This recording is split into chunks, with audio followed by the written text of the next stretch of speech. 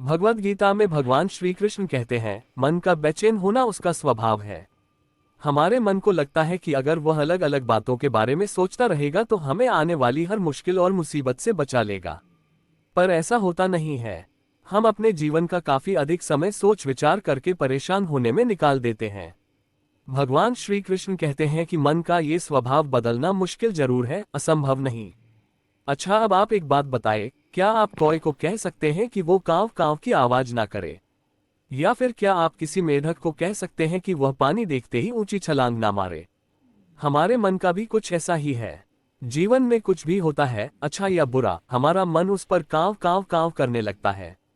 कांव कांव से मेरा मतलब है चिंता करना, व्याकुल होना। कोई बुरी बात होती भी नहीं है और मन परेशानी की ऊंची ऊंची लपटें लेने लगता है।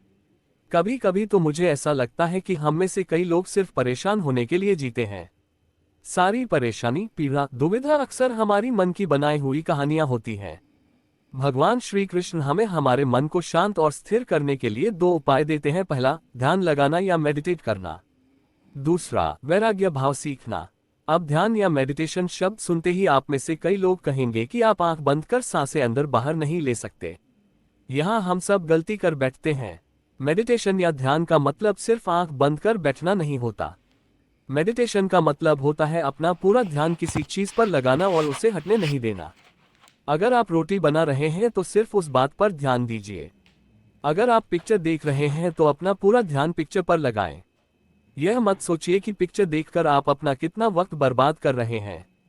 जब आप जीवन के हर छोटे बड़े काम को पूरे ध्यान से करते हैं तो आपका जीवन ही एक मेडिटेशन बन जाता है।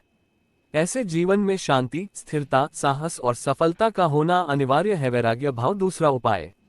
वैराग्य का अर्थ यह नहीं कि आप सब कुछ छोड़कर जंगल में जाकर बैठ जाएं।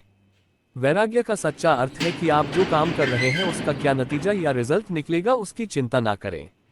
जैसे अगर आपने कोई इंटरव्यू दिया, आप ये कर सकते हैं कि पूरे मन से तैयारी करें और अपना बेस्ट देकर आ जाएं। वह नौकरी मिलना या ना मिलना आपके हाथ में नहीं है। इस नतीजे के पीछे अलग अलग चीजें हैं जो आपके बिल्कुल कंट्रोल में नहीं है। तो जिस चीज के बारे में आप कुछ कर नहीं सकते, उसके बारे में चिंता भी ना करें। यही वैराग्य का सच्चा मतलब होता है।